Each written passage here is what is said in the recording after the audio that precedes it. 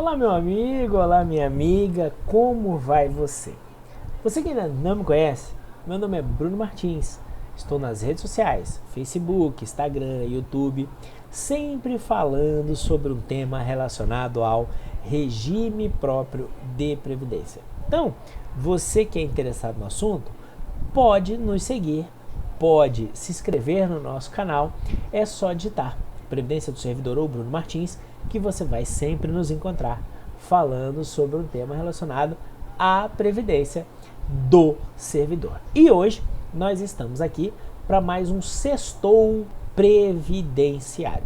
E o sextou de hoje trata sobre complementação da aposentadoria, mas trata sobre um enfoque diferente, tá? Por quê? Porque é um tema que ainda gera muitas dúvidas, tá? Porque assim, existem duas complementações de aposentadoria. Tá?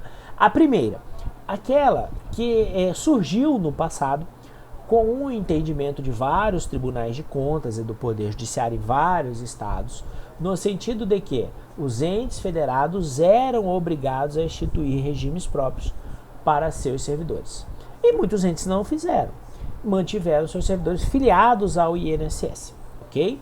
Nesses casos, os tribunais disseram que tudo bem, você pode manter ele lá, mas se ele comprovar que numa aposentadoria junto a um regime próprio nesse município ou nesse estado, caso ele existisse, ele receberia mais do que ele ganha de aposentadoria lá, você, ente federado, tem o dever de complementar esta aposentadoria, mesmo não tendo regime próprio, tá?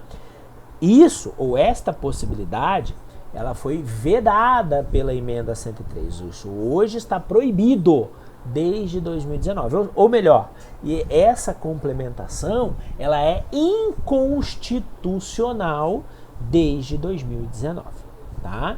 Quem conseguiu até lá, ok. Quem não conseguiu, as leis que existiam até então se tornaram inconstitucionais e as decisões do Poder Judiciário também nesse sentido tenderão a não mais existir, ok? Por outro lado, a mesma emenda 103, ela traz uma previsão de complementação de aposentadoria, mas diferente. Essa previsão está lá no artigo 34 e ela se refere a quê? Ela se refere à extinção do regime próprio. Então aqui é diferente. Lá, na primeira, o regime próprio não foi criado. Aqui, nessa segunda, o regime próprio foi criado. E em algum momento, o gestor falou assim, ó, vamos extinguir o regime próprio. Ele não vai mais existir.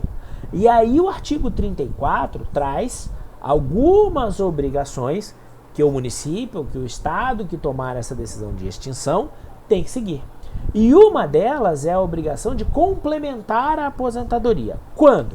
Imaginemos você o seguinte, eu era segurado de um regime próprio, esse regime próprio foi extinto, mas eu não tinha, nesse momento, direito adquirido à aposentadoria. Então eu continuei trabalhando e as minhas contribuições, que até então eram para aquele regime próprio, passaram para o INSS. Eu vou me aposentar pelo INSS, ok?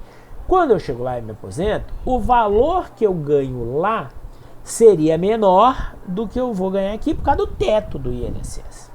Aí, nesse caso, eu demonstrando isso, o ente federado que extinguiu o meu regime próprio e me mandou para lá, é obrigado a complementar esta aposentadoria com o valor da diferença, né, entre o que eu ganho lá no INSS e o que eu ganharia no regime próprio, ou me ressarcir os valores equivalentes ao que seria essa complementação, tá bom? O valor de contribuições previdenciárias acima do teto do INSS que me levaram a contribuir, ou que me levariam, melhor dizendo, a receber proventos superiores a esse limite. Ok, meu amigo? Ok, minha amiga? Fica então ligado aí nessa diferença. A complementação que existia porque não tinha regime próprio e entendiam que era obrigado a criar, não existe mais. A complementação porque tinha um regime próprio e foi extinto, essa sim, continua a valer. Um abraço e até a próxima.